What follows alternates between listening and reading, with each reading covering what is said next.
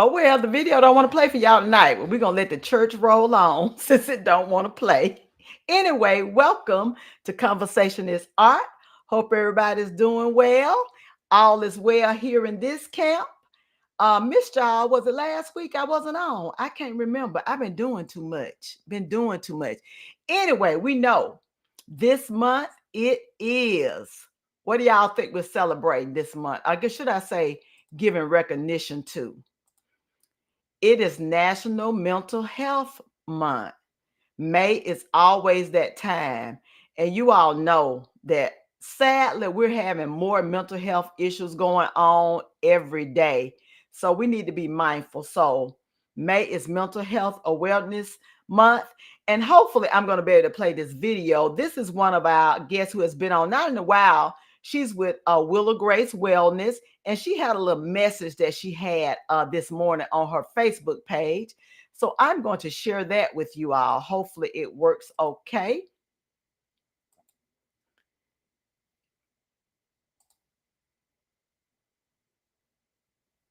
Hey, friends.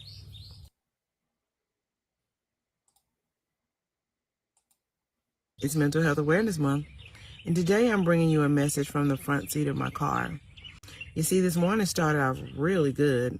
I got up really early. I was refreshed and rejuvenated after a great night's sleep, which is essential. And then I started to get ready for work with my playlist, had my vibes going, good vibes only, ready to start my day. And when I got my things to go out of the house, I'm going, okay, it's going to be a good day. I'm on time and everything. I'm excited.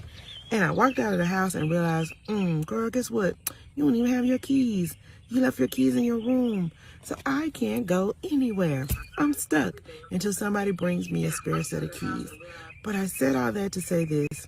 Don't stress about the small stuff. Don't stress about the small stuff. Things will come up. Things will happen that are outside of your circle of control. And you just got to roll with it and not let it give you so much stress, friend. You've got to learn to manage your stress better and just roll with any situation that pops up. Who knows? You could be protected from danger seen and unseen by being late. It'll be okay. They'll be fine when you get there. I need you to take care of your mental health, friend, because mental health is a serious matter. Now, you all, didn't y'all find that soothing the way she was saying friend? I hope you did because I did. So tonight we're going to have someone who's been on before, and you should enjoy seeing him. Me and him, sometimes we can have some fights, right? But about topics, we agree to disagree. But we're gonna be okay tonight. We're gonna be okay tonight. Well, let me say this. Depending on what he say tonight. Depending on what he say tonight. I may have to put him out. I may have to put him out. Anyway, tonight we're gonna talk about something I think that actually add to mental health issues.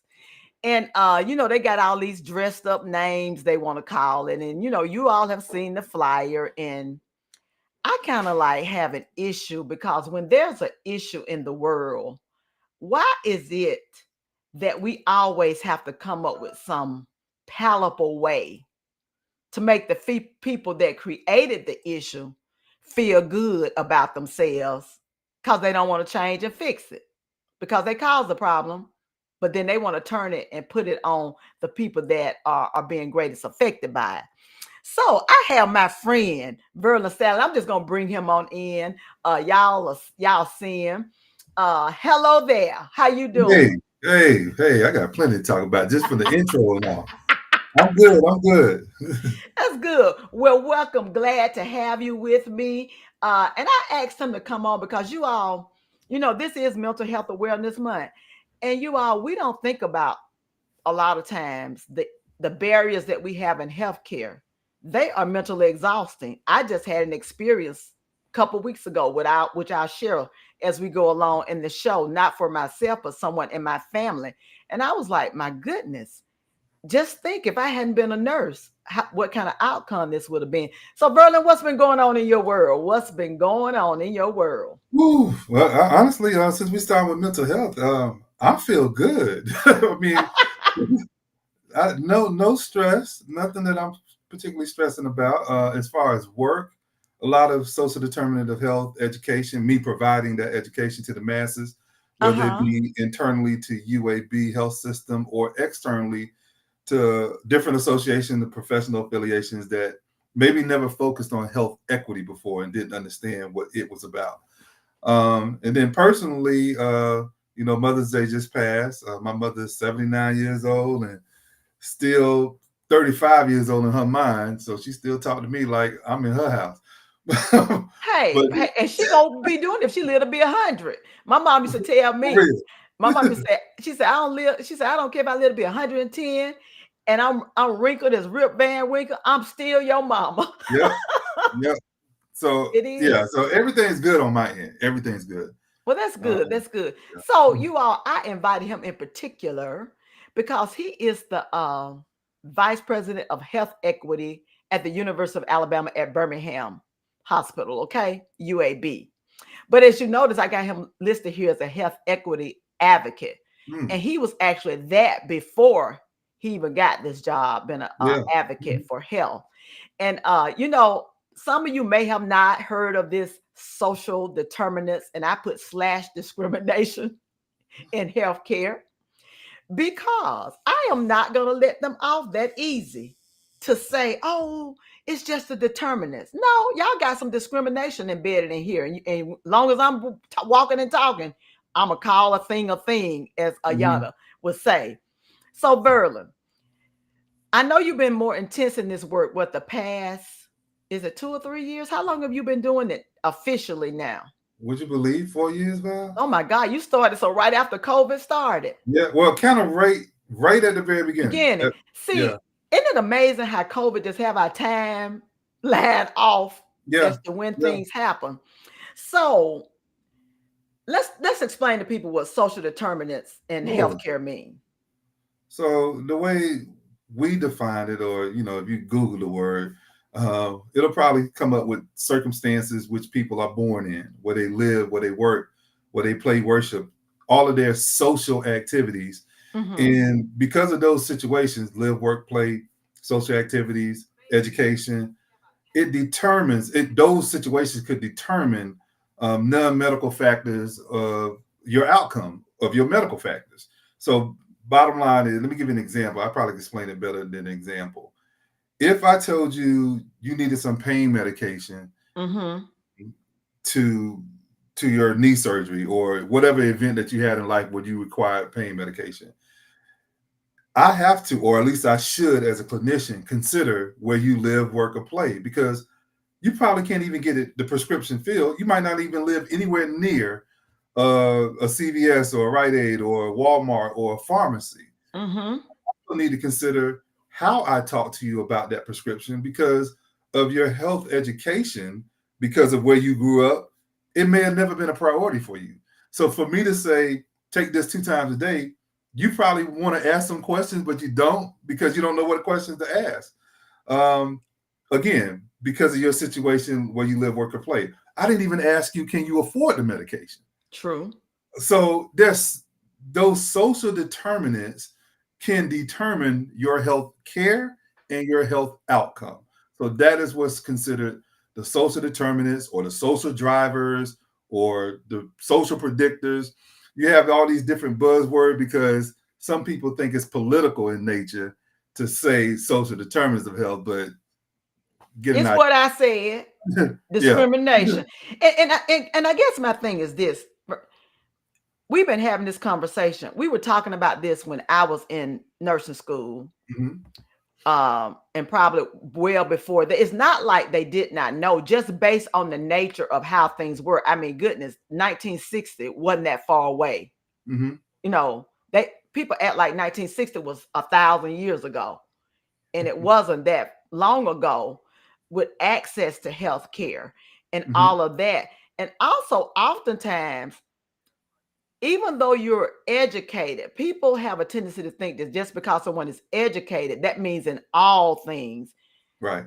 If you're not in healthcare, you Mhm. may not know. And I'm going to say this, I know some people on healthcare that don't push back, that Mhm. won't speak up for themselves. It's like it's a fear. I'm not that person, as y'all Right. probably know. I am not that person. And I advocate for people. I get calls all the time. I've given people like what do you call it? A script. Uh-huh. This is what you need This to is what go you should say to say. them. Yeah, this is what you need to say. I also let people know you have a right to have someone that's present, even if on the phone. If you Mhm. say, I'm going to have Valerie Jones or Verlon Salley on the phone to help me navigate this, they have to honor that Yes. because you've given permission. So sometimes, even if you don't understand, I'm in healthcare and Verlon is too. Well, things are evolving. So there's some things, y'all, I have to go research when people call me about. Mhm. I have to go Same. look it up because it's ever changing. So it's not that you know everything. So, okay, you're doing this work, you're Mhm. out in the community, um, gaining information um, from the actual people that you're trying to impact. So tell folks a little bit about that because we want to engage the communities better Sure. and to help Black folks get out of the participating in studies and surveys and things. We got to, you all. If we don't, things would never change for Okay. sure. A lot of my responsibility as, health equity advocate, or in my official role as vice president of community health equity, is understanding what is happening in those communities that we, UAB, doesn't touch enough. And what I mean by that is you can look at our clinical data, or I can look at our clinical data of who comes to the ED or who comes to our clinics and who comes to who are admitted into the inpatient facility, and I can see where, I'm gonna get specific, where Mm-hmm. Black and brown people in Jefferson County are coming from, what zip codes, and Mm-hmm. then what they're coming for, where they're coming from, and what they're coming for. So if I can compare that to another race, and say, well, we have white people from Mountain Brook coming to see us for these illnesses, and then I'm looking at Black people from another part of Jefferson County coming from these illnesses, and I can compare and contrast and say, well, why aren't the Black people coming for this, where I see the white people come for that? So then I go into those communities. Yeah. And where I want to look at is where people convene. That's important. Again, Yeah. social determinants of health is about where you work, live, play, and worship and other things. So I want to go to the housing developments. I want to go to the churches. I want to go to the shopping centers or the malls and the plazas where people convene and then give them surveys. I may ask them 4 or 5 questions, me and my volunteers, and in that 4 or 5 questions, or actually it's 15 questions. So let me stop with the 4 or 5. Yeah. True. So it's 15 questions. In those 15 questions, I'm basically asking you, what is your health literacy? I'm asking you about questions about things that you should know or shouldn't know, whatever. And then what do you find important to be educated about as far as healthcare in your community? You don't have enough information about diabetes. You don't have enough information about uh, affordable healthcare. You don't have enough information about where primary care is located. So I'm Yeah. taking that data in, and then now I know how to serve your community. I also know what you're not coming for, that you should be coming for, and Yeah. then where the services are in your community that I could provide as resources. So those are almost my daily activities. Is data analytics, is convening people, is educating people, is having these conversations with people that are healthcare professionals that you think should know this. But like Yeah. Val says, not every doctor, not a lot of doctors were taught this in school about talking to patients about their social determinants of health. They don't, that's not a course in med school for anyone, older than the age of probably 30. But you know what, Verlon?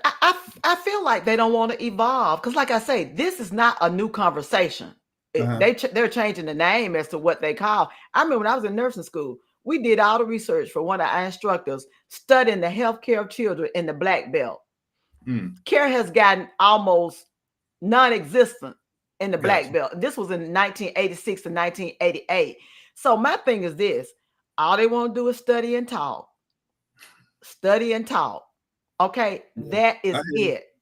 And one of our I say one our top fan just posted that UAB was racist with the giving COVID vaccines initially. And I agree. I was an advocate about that because they were who's not our top placed in the fans? black community. Where is this? This report is out lately. I missed this one. What? No, I said one of our top fans posted that. Oh, okay, That it was gotcha. slow. They were Fans here. slow. They were slow coming up in the Yeah, black no, community. no doubt. Because Very slow. I've worked And at and I spoke vaccination out and I clinics. spoke out Mhm. against it. I mean, because no, Yeah, the no. very people that you say are at risk and dying, yes, Hmm. it wasn't an issue about having to drive through. It was wonderful because you could do plenty of people, but everybody could not do that. Also, everybody can't drive through. That's right. You That's know, right. and these algorithms and these things people come up with, they think they're so intelligent and make them seem more intellectual than the average person. Common sense, Yeah. which ain't so common. No, It's no. real easy. You I spot on. mean, if you had to be all intellectual, our ancestors and parents would never survive in this world. If it was intellect, God gave them the intellect they did because they looked at something. I used to do emergency management, and I would tell people, you know what? These are guidelines. They say exit this way, exit that way. Uh-huh. I said, listen, Mhm. some of you are so tied to policies and procedures that you will not alter because the policy didn't say it. And I would use this analogy. I said, if it say go down the north stairwell and the north stairwell is on fire and you got some more stairwells behind you, if you burn up, that's your fault. Mhm. Because you chose not to pivot. I mean, you gotta Uh-huh. use common sense when it Some comes to still. stuff. Because when you do these things, you're thinking, okay, if a fire break out here, we should be able to get to the north stair, but you may not, depending on what Yeah. started the fire and the acceleration of it. So you have to be really, really attuned to that. Now, this is something I looked up. For Black women, implicit racial bias, and you know how I feel about that word implicit Mhm. anyway, one of them palatable words again, and medicine may have far-reaching effects. And this article came out in 2022, but it's talking about the highest maternal mortality rates. And of course, in America, to be a quote unquote super nation, advanced world, the leader of all, we know what everybody else need, but what we need. Why do we have such a high maternal mortality rate? You want me to go right to the root cause Yeah, or go to the root cause. speculate? Jump. Let's go straight to the root cause: structural racism. Yes. As simple as that. And But when you say structural racism, why y'all got to play the race card? I'm glad you didn't say that. You just talk. You acting out for somebody else, but it's not a race card. It's American history, is what it is. So to first, for me to say structural racism, I always say you have to understand that there are three parts that have Yeah. to exist for it to be structural racism. It has to be historically specific. It has to be distinctly structured in a phenomenon in nature, meaning you can't break it if you want to. You got to vote against it to break it. And last but not least, it has to advantage somebody and disadvantage somebody. Once you have that, you got structural racism, whether you like it or not. Deal with it. So you calling the thing, right? That's right. So that's my thing. And I've had conversations with people like, I'm not saying you caused it, but I love Right. this saying my pastor used, Thomas Beaver says. He said, it may not be your fault, but when you recognize it's a problem, it should become your fight. That's right. And That's that's right. with me. I'm not going to sit back and see anybody harm, Black, white, Asian, Indian, whatever. I'm not going to do that because that's just not who I care about people regardless.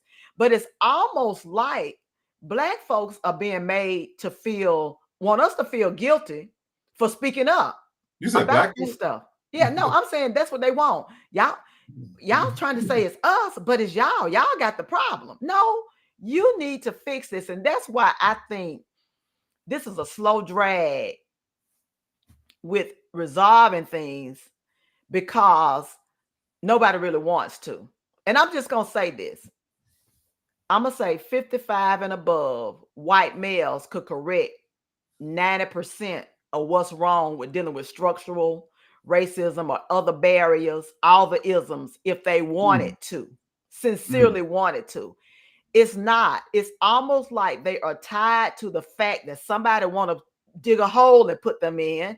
and let them be just dismissed and discounted. And that's not the case. This world is big enough for everybody to have opportunities, to have access to health care and Yeah. whatever. I remember growing up, the health department used to come to our schools and do screenings, give us our vaccinations and everything. Why don't the health department do that anymore? It seems like the system we had working back then was better than the one we have now, You would think. You would because think. the expectation is everybody got to get to the care Mm-hmm. when everybody cannot. Here in Birmingham, we don't have a good public transportation system. I went to Right. visit my friend in Portugal. Baby, they got bikes, they got trains, they got planes. I mean, they got so Yeah. much public transportation. Plus, they have what we frown on, socialized medicine. Mm-hmm. And Mm-hmm. my girlfriend has private insurance there. Paid $5,000 for a hip replacement. How much you think that would cost in these A hip United States? replacement?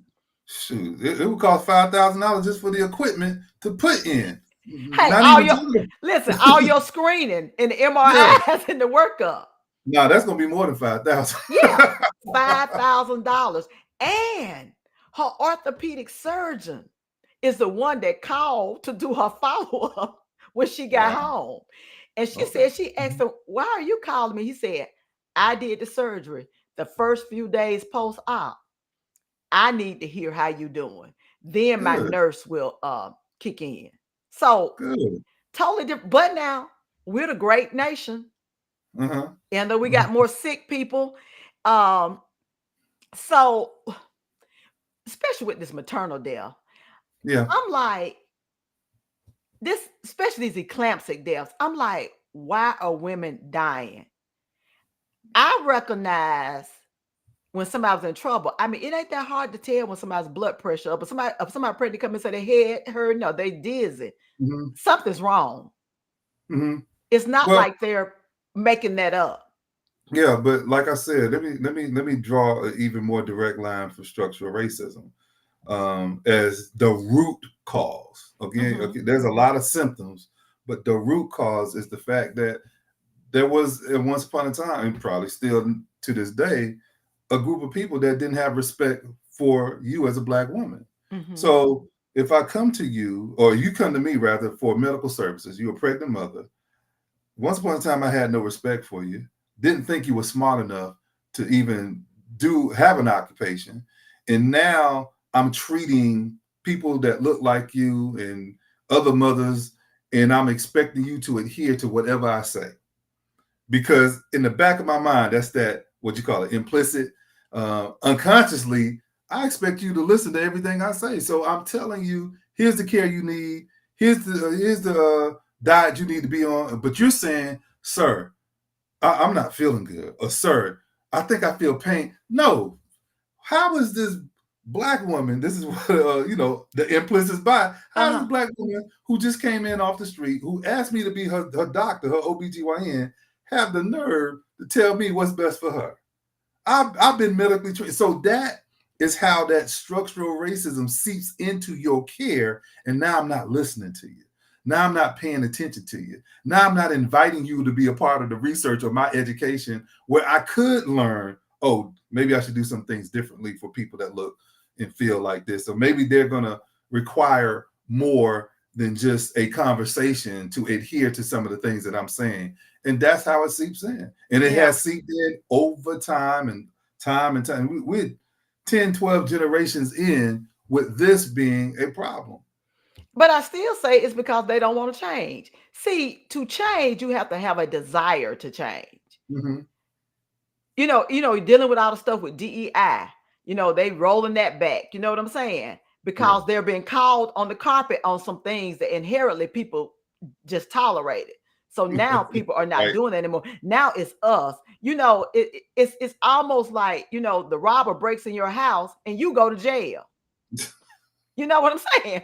You go to jail. You going to jail. Just a couple weeks ago, my niece was in the hospital, 32 years old. Went in, had some abdominal pain, feeling bad. Ended up had an infection. Had not had a bowel movement in 5 days. And she works, I mean, very, very smart. Of course, not medically. So her dad calls me about the third or fourth day in the hospital, like, I don't want to bother you, but this going on, and I don't think they're doing what they should do. So I called her and I said, okay, what's going on? Got the story. I said, okay. I said, in the morning, when your team comes around, you stop them and tell them you're going to call me and have me on speakerphone so I can hear. I said, now do not tell them that I'm a nurse, because I want to see how this conversation going to go, right? Well, now my niece now, she got the gene. She was giving them the business on the phone, right? But they weren't treating it right. So he starts making excuses. Well, it was this, and it was because of this. And I said, excuse me. I asked him, I said, what's your name? I'm on the speakerphone. He told me. I said, I didn't intend to go here this early. I said, but let me tell you who I am. I said, I've been a nurse for 36 years, 14 years in the ER. I said, based on what she showed up with an elevated white count, as high as it was, why didn't you all draw blood cultures? Now, y'all went around the STD panel and all of that stuff thinking, oh, young Black girl, she got to have an STD causing the infection, right? And she did have an infection on her ovaries, but it was due to her colon that was inflamed. That's why she was constipated. Y'all not even treating the constipation. What are y'all doing? Now, Val, that's what me and you differ. Because you said this before. You know, I don't always go in and tell them I'm a nurse. I go in telling them exactly who I am, where I've been, what I've been exposed to in healthcare, and what normally happens is not going to happen. Because I know I come in the door telling them. Well, no, I wanted to hear his conversation. I hear you had a reason for not saying it. I get it. Yeah. So I asked him what was his attendant name. I said, this is what I said. I said, well, let me tell you what you're going to do today. I said, when I talk to you all this evening, you will have a definitive care plan. Or I'm gonna have to get in my car and drive to Pensacola. And I will do it. How is she today? Oh, well, baby, listen, they got to click and listen. They started giving all kind of mineral enemas, doing this. You got a KUB, they got to clicking. And I told the attendant, I said, let me tell you this. And I told him, I said, listen, Black women die more often than other people due to neglected care. And I said, I know y'all don't want to travel down that road. I said, I don't care if she is cussing y'all out. I said, when people come in the hospital, they're sick. I said, she doesn't be in the hospital. I said, and if she faking, it ain't your business. You're there to treat whatever she says is wrong. I said, has she been white? Will we be on the 5th day of hospitalization and her being in pain and everything? I said, so I expect you all to treat her pain and everything, or y'all gonna have some problems. And it was so funny. So after she got out, she called me. She said, Auntie, I was like, my auntie know that stuff. She knew she was giving them the business. And I wasn't ugly enough, but you're not doing this. And I told him, I said, do you know how many Black women have died? As a matter of fact, if you think about, which one, the Venus or Serena, which one had the pulmonary embolus? You know, that would be Serena. Yes, 2. And y'all still delaying care. Yeah. Valise had a friend that had a traumatic birth because they were ignoring her, that she was not feeling well. Oh, you just overreacted. My friend had her daughter-in-law denied pain medicine, postpartum. Oh, you know that we can take it. We can tough it out.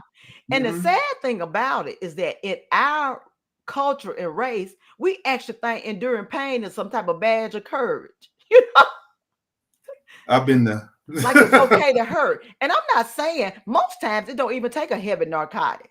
Right. For people to get pain relief. So it's just crazy. So Verlon, in the work you're doing, okay, I'm 58. Do you think you're gonna see some changes before I'm 68? Yeah, of course. Now, would it be enough change is the question, but of course there'll be change. I mean, so we have the regulatory systems in place that are now asking that questions of hospitals and hospital systems of what are you doing with your equitable care? What are you doing with your communities that you haven't been serving well that have disparities? So you have Mm-hmm. CMS requiring us to collect data, social determinants of health data on all our patients. You have the Joint Commission who accredits hospitals asking us, what are you doing with these initiatives? Not that you're just collecting the data, what are you doing with the data? And it's just going to go on and on. You have U.S. News and World Reports have a domain where they're about to rank hospitals based on how equitable they are to their communities. So it's going to bring around change. But ultimately, the biggest change is when you, and I don't know if this could happen immediately, but when you change people's heart. To your point, Val, the 55-year-old white men that could help resolve this issue almost overnight, are they going to become more empathetic to the needs of communities that don't look like them? No, And not unless Jesus come back and zap well, them. No. we can hope we could try to put the information out there, but the fact is, I think what they're most frightened by is to even use the word racist or racism. They don't want any parts of that. So it's hard for me to tell them structural racism is the cause of this, and them not think, are you calling me a racist? No, like I said, part of being a part of this system is you can be advantaged by it and not actually participate. Once you realize that I'm at an advantage or I'm privileged, once you understand your privilege, then you can say, you know what, this ain't fair to all people. This ain't equitable. And then you can be a part of the solution. Now, we'll What see how that changes. what a part of it too is about my issue with them not wanting to hear the word racism. Well, y'all created this to make you feel better then. Uh-huh. Now, you created something, and now that people are calling you on it, you have a problem on it. I don't have the stats, but I actually went back and did research on how racism even came about. And originally, Okay. it was for it was Mhm. actually more or less, I think they said actually white females many years ago. But when the Europeans came over here, they used it for their advantage to delineate based on skin color. Uh-huh. Right, on Mhm. skin color. To dark skinned people are less than Mhm. and everything. And then how they did the American Indians, they discovered something that somebody was already inhabiting and living and doing quite well. you know. Mhm. So that's the narrative. And that's the thing that really makes me angry is that you all have told so many lies, and now people calling out your lies, and you mad about being called a liar. You're a liar. You've distorted history so much. And now that people are saying, wait a minute, this ain't right. Now you're mad because people are rewriting history and telling it the Yeah. correct way. And you mad because you shove your lies down our Mhm. throat. I told myself, basically had to unlearn everything that was told because it was not the truth. I grew up with the Indians, the Creek Indians, in my hometown at Atmore. Actually went to their kindergarten Mhm. for 2 years. And they were on their reservation, which I'm glad to say that what was done for the Indians to make them be an outcast. Hey, it don't work for them with those reservations because they got that. Hey, Like they're able to do casino. what they want to do, Yeah, they mainly on their on that on their land. on their land, which is good, which they're trying to figure out how to undo that too. Mhm. Oops, we didn't Mhm. know they was gonna come back like that. You know what I'm saying? And it's like with our children, and I tell people, this is about our children. And right now, I feel like my children starting out with their adult lives are starting out further behind me than I did, just with how the Mm. world is, the cost, the everything. We've always had classism. That's existed even in the Bible Mhm. days. Okay. But now it's almost like to keep those that are already oppressed or who they deem less than down further. It's kind of like you don't even have a price point with stuff anymore. It used to be homes, you had a wide variety, even by cars or whatever. Right. Right. Now, if you're not making 250K, you almost can't purchase a home. And that's Mm. in I ain't talking about Mount Brook in Birmingham and stuff like that, even Hoover. But it's just almost like every game we make, they move the pole to where Uh-huh. you gotta get. It's just like there's no I'm gonna put it to you this way. I don't think a lot of people understand the majority. They'll say, I'm not racist, or that was years ago, hundreds of years ago in some cases, civil rights movement decades ago, and that has no benefit to me as an individual. That's kind of the perspective some folk take. The majority of the white folks, they kind of take that perspective. But this is the question that I asked them: do you believe in the answer is always yes. Do you believe in generational wealth? Do you believe that because your grandfather was, allowed to go to school or bought a house or bought some land, that the family thereafter benefited from it, and then you benefited from it? And I can give countless of extreme examples of the Rockefellers and the Kennedys and the Vanderbilts.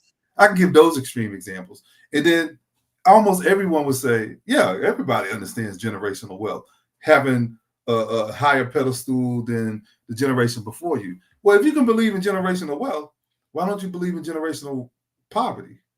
Because it's the same thing. Just it's two extremes. Just the other way around. Yeah. My great grandfather worked a plantation, and his son worked the plantation, and then my father worked that same plantation, and eventually left South Carolina, went to Fort Lauderdale, became a nuke med tech, and then therefore I was then placed on a higher pedestal. But there were so many generations that I didn't benefit from, couldn't benefit from, because of structural racism. Well, and that's what? Why it affects still. Yeah, my parents were able to buy some land, and it was because of my siblings when they got out with the military and helped them. So we own this land in South Alabama, and nobody's reached out to me in a long time, because the last couple of people that reached out to me, I said, just like you're trying to build generational wealth for your family, that's what we're doing with this land. We're not selling it. Number one is right off of I-65. Do we look stupid? Do we look stupid? Okay, you know what I'm saying? At an exit. Not only is it right off I-65, it's at an exit. Okay. There you go. Okay. As a matter of fact, the exit where the Indian reservation is. Okay. No, bud, you ain't getting this land. And then we're offering you fair market value, $34,000. Land down there's appraising for $11,000 an acre. Okay. And you want to buy some land? No, it's not happening. But it's that manipulation, like eminent domain. Oh, they're taking land from you. Yeah, you're taking land from you. Just right here in Birmingham, recently on 4th Avenue, I believe it was, what used to be known as the Black District. Come to find out, many businesses in downtown Birmingham that were Black didn't even own the buildings they were in. So now that they're doing gentrification, they've actually had to give up their buildings. And then my question was like, wonder why they never bought them. Well, number one, they weren't going to sell that land, those buildings to them. But now they're coming, forcing them out. They're forcing them out. But nobody cares. Nobody cares about that. And I know, if you buy something, you can do what you want, but it should be something that cities should do, especially when you come in, you get all these tax breaks. No, you ain't finna move this business out because it's been here for X amount of, years or whatever. But that's what happens. And people say you don't know, but even sometimes when you know, you don't have the ability to do it or even get the resources to do it. My daughter, entrepreneur. I mean, she's been in Dallas now 6 years. Oh no, actually 8. Oh my God, 2016. Time is flying. And doing well. Her and her business partner wanted to borrow some money. Man, you working now. You know what the banker told them? They had to put down a sizable collateral or something? Yeah. Or either could you get your parents to co-sign? Oh, no. Oh, no. No, we're not doing that. We was like, but their credit is good. They have a stable work history. What's the problem? You know what I'm saying? So I told my daughter, I said, listen, we praying, we praying, folks, we tithers, we are believers. God gonna work it out. How about my daughter's business is thriving? They didn't have to borrow one dime. Okay. COVID coming through. I tell people this, there were some benefits with the pandemic. It was. No, it was. For people, because it helped people learn to think outside the box. Pretty much now, unless you got some tangible place where you actually got to have an office, most folks doing this stuff virtual.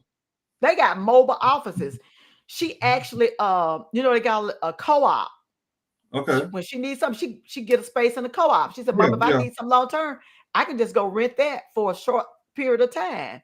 So it's just like I'm calling them out. You know I am, Verlon. Now you know I am. I'm Mm-hmm, calling them out mm-hmm. because I'm not gonna give you a pass. Yeah, I am I not gonna agree. give you a pass to use these lame excuses as if all black folks lazy. Right. I told somebody once, I said, if black people was as um low life as you all seem to think they are, none of us would be successful. Everybody would be on the system. The Yeah. majority of us are hardworking people. No, Hardworking that's true. people. I mean, I we're mean, Americans just like they're Americans. It's like Black history is American history. It sounds colloquial saying, but it's real. A yeah, lot of things, advances that we have in this country came from people that look like yeah. me. A good example about social determinants in health right here in Alabama. Our governor refused to expand Medicaid, thinking she's mainly hurting black people. And that's not the case. That's No. not the case. This because TV, they put up the narrative. It's a black person sucking the system dry. You know what I'm saying? Hmm, It's hmm, always us being the moochers per the public persona of black hmm. people. So therefore, you're gonna punish a lot of people in your own race by not expanding, but yet y'all saying we want to have healthcare accessible. One of the greatest tragedies that Yeah. happened in Birmingham was Cooper Green inpatient closing. I worked there 24 years. We had social determinants of health down to a science. It didn't Mm, matter who you were when you showed up. right. There were people that had insurance came to Cooper Green. We didn't care. Now I had to go to toe to toe with some of the residents when they wanted to withhold pain medicines or didn't want to treat people. I had to come step in this trauma room with me. That was where we did Hmm. our codes and stuff. I remember an older lady coming in, confused. Her children had talked to her the day before, and they called. She was talking out her head. The first thing he ordered is a drug panel. Oh my Wow. God, I was shaking. I told him, I said, "Step in this room with me." I said, Yeah. "Why you not worried about this woman having a stroke versus drug screening her, a Yeah. 70-something-year-old?" I said, let me tell you something. I said, and at that time, I said, that's my mother's age. That could 70. be my mother now. I Mhm. said, let me go ahead and call your attendant right now. The Yeah. lady had a stroke. I say her family came in and say she was active and doing what she normally do Uh-huh. yesterday. And today she's talking her head, and all you can come up with Is a drug. is a drug Unbelievable. screen. That's unbelievable. But let's go back to Alabama not having yet passed that Medicaid expansion. I truly don't understand it. I Um, do. well, I mean, I understand it, but I totally at this point when we had the opportunity to do this was when Obama left office. At this point, there have been 40 states that have shown the benefits of having expanded Medicaid in their state. And of those 40 states, there are some red states just like Alabama are in there. Indiana is one of them. So why at this point would we say, nah, we don't want to do that? Whether it's racist or not, it sure looks like it at this point. It's sure, because you're expressing the narrative that I don't want to have socialized medicine in Alabama. I don't want to help all these people, just the people Mm-hmm. that can afford it. And even when you talk about Medicaid expansion, even when it's talked about in Alabama, Val, they're requiring or there's conversations about work requirements that you have to work a certain number of hours. So who are you trying to say is lazy? it's, Yeah. just, it's a lot of implications But there there that are many just white doesn't people make that are on sense. Medicaid that need, I mean, Right, it's just, right. but you know what? You know, the old folks used to say, cut off the nose and spite your Like face. your They face. would do that to keep Mhm. somebody oppressed. And look, y'all know, look, if you don't know this, I'm a believer, Verlon is too, and I do quote some scripture on here. And if you don't like scripture, just don't watch. Don't watch. But this is one of my favorite scriptures, and That's not it. just for others, but for myself. Uh-huh. Jeremiah 17:9. The heart is deceitful above all things and desperately wicked. Who Mm. can know it? And the first time I came across this scripture many years ago, I was like, wow, this is saying that any person can become the vilest thing Yeah. if you're not careful. Yeah. You have to be a evil person to not want people to have the basic necessities in life. And Mm. in this well, let me say what my pastor say, in these yet to be United States of America, Mm. why would you not want people to have access to food? That's another thing that causes health problems. You don't have access to adequate food. That's a big one. Yes. And actually, you all, I want you all to watch this. Have you heard of this, Verlon? They're trying to kill us. Have you Mm. seen that? No. It's a young black guy. He's vegan now, and he didn't do it to promote veganism per se, but his grandmother developed colon cancer. And so it led him to saying, what is going on? How did this happen? Well, he started researching food. And here in America, we do all kind of additives, preservatives, and everything that other countries don't. When I Mm-hmm. went to Right. Portugal, they don't add all that stuff to their food, right? And so he was just talking about, he went to a chicken farm and did all this different stuff, just looked at how they even raise the chickens, how they kill them and slaughter them. And that's what kind of motivated him to become vegan. He said so much so his family has one of the top barbecue restaurants. And I think he's from the Carolinas. And his friends say, oh, we know you serious if you gave up your family Wow. barbecue. But it is so good. And the two things I just dropped in, one of them is a documentary, but the second one is him talking about going through. But the thing that jumped out to me in this documentary, spoiler alert, y'all, it ain't gonna be Okay. that big a spoiler alert. This young lady, I think they're in Chicago. You know how when a grocery store come in and it may not work and it leaves, Uh-huh. and then nothing comes in for years. Right. They probably do this all over. They have in their contract that even if they fail, the grocery Uh-huh. store leaves, nothing else like it can come and compete with them until so many years. I I think see. that I blew my see. mind. Why would you even allow something like this? Huh. Why would you even? I think Mhm. about right here in Hoover, Whole Foods moved right here, which I never understood since it was one right down 280. And Yeah. literally, the Whole Foods is 10 minutes from my front door. And this one is round the corner, was round the corner. Right. Well, it was a small, privately owned one called Earth Fair, which was across from Sam's. Okay. Well, because Whole Foods was coming, they actually ended up closing the Earth Fair earlier then. Whole Foods stayed out here. I don't know if it stayed 2 or 3 years. I don't think so. Yeah. It's completely vacant now. And I loved Earth Fair because it was more of like a little homey, Yeah. type thing. But they ended up closing that store because they was like, we're not gonna be able to compete with Whole Foods. And Whole Foods didn't even stay. And Earth Fair had been here for several years. Wow. I didn't know that. So, so you do all of that.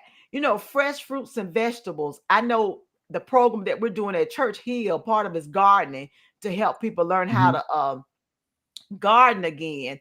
And one thing they've shown that when people participate in things and like gardening and just in their community, it gives them more pride with their community. I mean, Birmingham and probably all over the United States, we're more segregated. We're almost as segregated now, barring us that live certain places when it comes to schools and stuff, because if too many of us show up, they put their kids in private school. So you cannot legislate morality, No, that's yeah. That's what I said earlier. integrity, love. I mean, you can't Empathy. do it. It No. it does not matter. Just like people that gonna do crime, it don't care how many laws you put on the book. If they got a criminal mind, they gonna break the law. Mhm. Okay, they just Mhm. gonna break the law. So hopefully, I'm 58, Verla. Hopefully, by the time I'm 68, I see some change. And I'm not a pessimistic person, but I'm real. I'm real, and I just don't. The only way we're gonna see change, we're gonna have to get some new people in office that have proven that they already care about people. That's it. They got to That's have a proven nailing it. track record for caring about people People. already That's and right. not their self-serving. And I'm y'all don't come talk to me about no parties. I don't like none of them. The Democrat, the Republic, the Independents, and whatever else they create out there, because these people are rich, all of them. The Mhm. Democrats and Republicans, ain't none of them poor. They are not even thinking about you. The black belt is suffering. I just feel, I know Terry Sewell talk about it, but for her to be from down there, I just think there's more that she could be saying about it. To me, in Alabama, our black politicians are silent. Woo! They are silent about this I stuff. had this And when it's conversation. time for a photo op, here they They there. come. They there. And there But I we tell you what, go. you did name one name that you at least see. Terry Sewell, you at least see on the streets and having conversations. Now, how effective she is with the other side of the aisle, I don't know. Well, actually, I do know because we still got these issues. Yeah. But the bottom line is, as a whole, to your point, you made a very good point. You have to put someone in these places of power that care about people. It ain't about how much experience they had running the Yeah. hospital or how much experience they had, or did they come up as a nurse or an executive. If you don't care about people, the issue of health equity and the social determinants of health, to your point, will go on until you're 68.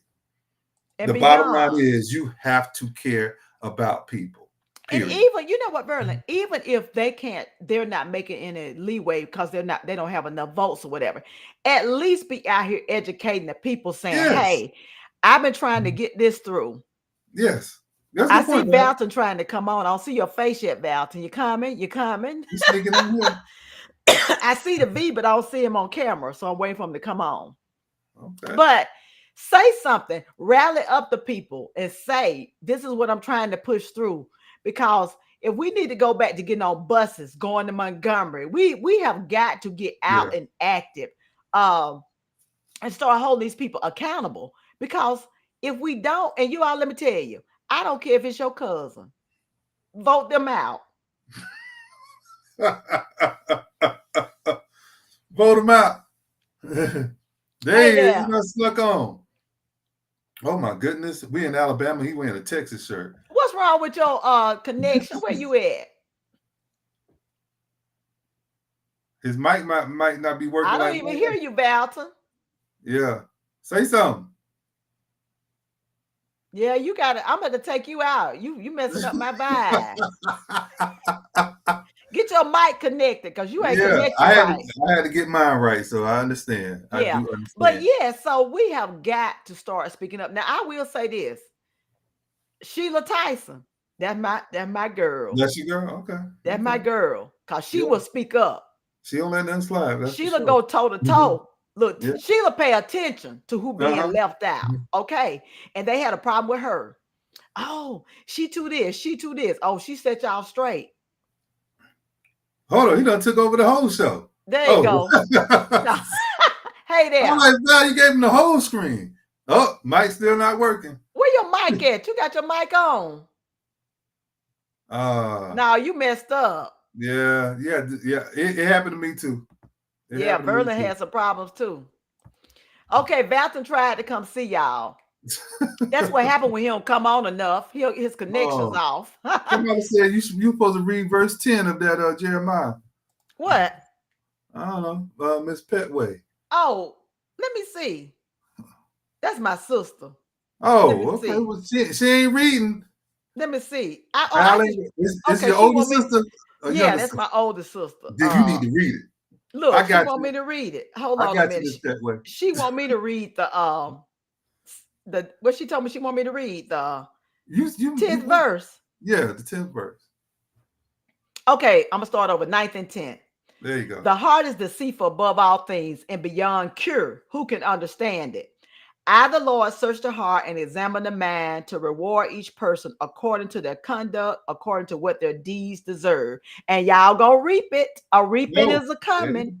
A I'm glad she. reaping is a coming. It's I'm glad coming. she And that's the thing about it. You ain't gonna get away with it. You're not gonna get away with it. Mm. You are going to reap it. And the sad thing about it, you're gonna reap it in a way that's really gonna be painful. See, sometimes when stuff happen to you, you don't feel it. But when it happened to somebody you care about, Oh, it's that is. different. Yeah, it hit different. Yeah. My mom used to tell me, say, Val, things you ignore happen to others eventually will show up at your house. Wow. And, Wow. and it's proven. Listen, I told my daughter, and she talked about it. I need to write down some of the sayings of my mom. She was a whiz. She was smart beyond measure. And my mom, we have no internet, no email. But baby, she was a letter writing, phone calling sister from the local to DC. My mom single-handedly shut down the CETA program. Do you remember that? It was a summer jobs program. Because That was the Alabama thing. they was being crooked in the summertime, giving the jobs to the haves and leaving the have-nots out. That year when I got eligible, they found out. They found out, and actually it didn't close right then. They showed up. They sent a group down here from Washington. Wow. And took the people that was over it, from being over it, because it's supposed to be for kids that were poor, and we were at below the poverty line, even though I didn't know that growing up, because we had plenty of food, we had farm and everything. So all you had to do was go out the back door. yeah, I tell people, yeah, it was poverty, but we had a different kind of poverty when I grew up. We had food, we had vegetables and everything. There you go. Good eating. We used to walk down the road and pick the blackberries and the plums. We didn't have to pay for them. I know. I was. Oh my goodness! I was. God gave us what we needed. I grew up in Florida, and I was telling my son the other day about eating fruit right off the tree, like blackberries, Chinese plums, tangerines, the little mini tangerines. I forgot what they call. I forgot the name of them. Apricots and stuff like that. Yeah, all that. We grew all that in my backyard. We had a mango tree. We had a apricot tree, a lime tree. Everything. We had a pear tree and everything. And my mom did preserves and stuff. But yeah, so you all, there is no, it's not social. Yeah, the social determinants, yes, where you live, work, and play, but it's discrimination, okay? Because it shouldn't matter where you live, work, and play. That's right. Well, that's health equity. We didn't have that. Yeah, when you show up and say my head hurting or whatever your complaint is, and you may be a drug seeker. You ain't the only one. A lot of the person, but it's possible the person taking care of you on drugs. That's what you need to be worried about. Oh my goodness. Are they high? I love it. See, they got all their closet drugging that they do. Okay. They got some designer stuff that's what I'm talking about. So and then and for them, when they hit the fan, it's a moral failing. See, they get these buzzwords for them. It's kind of like a broken family if you black. It's an uncoupling. Yeah, uncoupling. These tragic event. These buzzwords. Tragic event. And nobody's saying you're racist, but you are right now showing racist behavior. That's what I say. Those are my words. Now, whether you feel that you're racist or not, maybe you're not, but there are racist tendencies that exist in some of these decisions that are being made, like not to expand Medicaid. There's no justification not to do it when the government is saying, I'll pay for it if you do. And y'all I'm gonna keep you might not can see it. Oh yeah. Right, Ray? I'm telling y'all, it talks about what we talking about: policy, systemic racism, structural racism. And what I loved about this book is she rewrote it when Donald Trump was in. And the point she was making with this was that going back to those older white males to save their position and privilege. Yeah. They were banned with the devil, the hardest, deceitful, and desperately wicked. Who can know it? Because at the end of the day, they didn't want Donald Trump either, and don't now. But to gain back their status. But I had a good friend of mine, a coworker that said this, and he's a white male. He said, well, you know what, Valerie? He said about 10, 15 years, it ain't going to matter. He said, because white people for sure going to be the minority because everybody's going to be brown. He said, just with the rate of interracial marriage and, and different things, pretty soon, now, white will be the minority. What was your response to that? Because my response to that is different. Why I got to wait to then for you to no. He was saying, because he know about the race, the way they are. He was just saying, pretty soon, they going to look up. It's going to be like the rabbit got the gun. Yeah. Versus now. But that's not us as a people. I mean, we are not out to oppress our oppressors. That's just not us as a people. But that's what they think. I know. That's what they think. That's what they think. Sure. We want everybody to have access to whatever it is that they want. Right. I will say this. To me, in the mid-'80s, when I came to UAB, it's I think that was a time when we were actually coming together. Even at UAB, we had Okay. intercultural things because a lot of African, Middle Eastern, everything. So UAB had intercultural cultural meals and things like that at the Uh, school. And it's almost, I always attribute it to 9/11. I really do. When those towers went down, mm. that it's Oh, kind of yeah. like it ushered back in. Now, Got it you. wasn't black people initially, it was Middle Eastern people. But it's But people then of it color. became, wait a minute, we can't Muslims. trust none of them. And it just Mhm. kind of, and then also music had crossed over. They was like, the older folks, as I said, the older white males, wait a minute. Yeah. Are these people really trying to get along? We Nah, ain't but finna let that yeah, happen. 9/11 was a game changer in unraveling any progression they had with trusting other cultures and so forth. Yeah. And then it Yeah. became religious trust, and the Muslims that we don't trust them, and so on and so on. Everything. And Yeah, like with but me, that's why I don't use people of color as a, mhm. I say black people. But And yeah, and I, indigenous, I don't even like that word, but that's what they have. I don't like that what's that? word. BIPOC or BIPOC, whatever. BIPOC. Yeah, They say I, it's do black not like people, it. indigenous, and people of Yeah, color. I rate no. it like this: it's the black people, it's the Indians or Native Yeah. Americans, and somewhat Hispanics, because I think they're shifting over to be claimed. I looked at the census this last time, and I noticed that who's white has expanded. Okay. It And does change from time to time. yeah, but black ain't changed. Black is still black. The people that's listed as black still black. It goes Oh, back good. every time we get a gain, they move the Yeah. poll. And it's out of fear. But eventually No, we but will we will be there. I mean, what I no, mean no, by you're right. You're losing right. their power. No, Maybe you're like right scared of us for because, fear of losing the power. and this is what I mean by structural racism. Some of that is part of structural racism. If you Yeah. think about it, there wasn't lynchings until after slavery Yeah. because of the fear of what the black person would do. And then there wasn't these Ku Klux Klan and hate groups until after slavery Yeah. because of a fear of the black race rising up. But again, oppressed people don't. At least I don't know any oppressed people don't oppress people. I That's know. just not in our nature. And we I'm not don't gonna. want to. I Yeah, we mean, want to. we will help somebody that has just done some harm to us if they got in trouble. We're Yeah, not we gonna too let them forgiving. die. Now, We're it's a a little few too of us forgiving. won't now. We still got some Black Panthers in the mix, okay? They wouldn't. But me, it's not me. I don't want anybody to hurt. But look, y'all, Uh-huh. we finna shift gears real quick. Cause look, I gotta do this for my boy Salley. Hint, hint, hint. What's up? What's Listen, going on? look, y'all, he's an entrepreneur. Oh, that's where we going. Okay, He yeah, get has it up his there. sauce. And look, Juneteenth is coming up. There you go.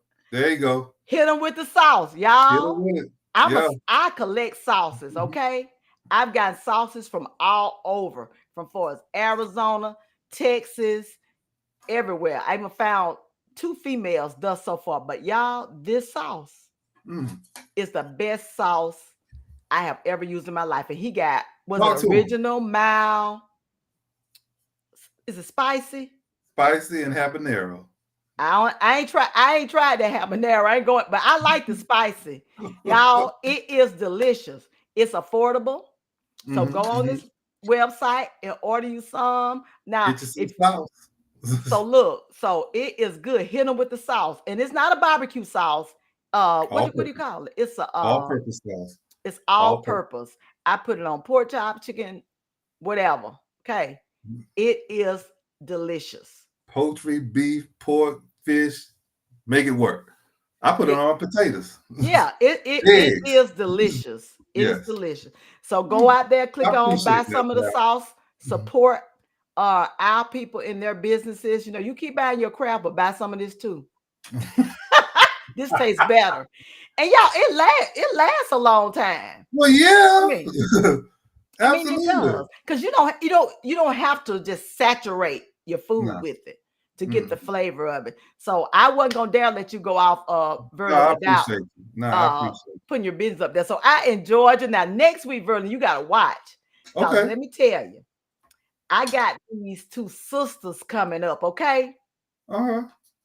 And they're the Page sisters, and one is in medical school, Uh-huh. and one is a registered dietitian. And Okay. they have a company where they are fighting disparities as well. So you all make sure you join us next week. Mm. Uh, I mean, they got a phenomenal story. It was three of them that went to Rams. They did a story on them a few years ago, but it's called A Fresh Page LLC, and they're health disparities advocates. And so they're going to be on here to tell us about what they're doing to help in disparities. So hope that you all come and join us next week, definitely for them. People ask me how I get people on the show. I see their stuff on Facebook and wherever in the news, and I just say, hey, I send them an Yeah. email I'm and gonna they be either go say yes or no. in. But I'm I'm gonna be really in. excited. Yeah. And I kind of wanted y'all, back to back Yeah. because these social determinants and these Uh-huh. healthcare disparities, they affect our mental health. Yeah. Well, now that I think about it, now that you said that, I do know next Thursday we have a NACI event with a mental health speaker. So I probably won't be able to jump on, Val. Okay, well, Um, you can watch it later then. Just, yeah, yeah. yeah. Yeah, we're gonna have a mental health speaker talk to some professionals about being more aware of your own mental health. So this, yeah, but I'm interested in these two sisters. I probably have to find them. Where's the Yeah. one at med school? Where's she's at? What school? She's going to Ross University. Okay, I don't think I Well, heard it's that. actually in Florida, but I think it's down in the Bahamas or somewhere. My cousin actually graduated from Oh, there. okay. Hey, sad to say, you know how hard it is for Black folks to get in medical school. Yeah, we need them. We need Thank, them. thank God he has these DO schools. That's a Uh-huh. whole nother ball game. Baby, y'all can't stop us. We're gonna find a way around every obstacle. It ain't happening. Is It it ain't happening. No, I Our wasn't folks saying survived the that. middle passages. You cannot take us out. It ain't Oh happening. my goodness. All right. Every corner you look around, we'll be there. Okay. See, now you're making them scared. I was just about to give to them. They done scared me. That's what they. We'll be there. Anyway, y'all have a good night. And I'll see y'all next week. Take care.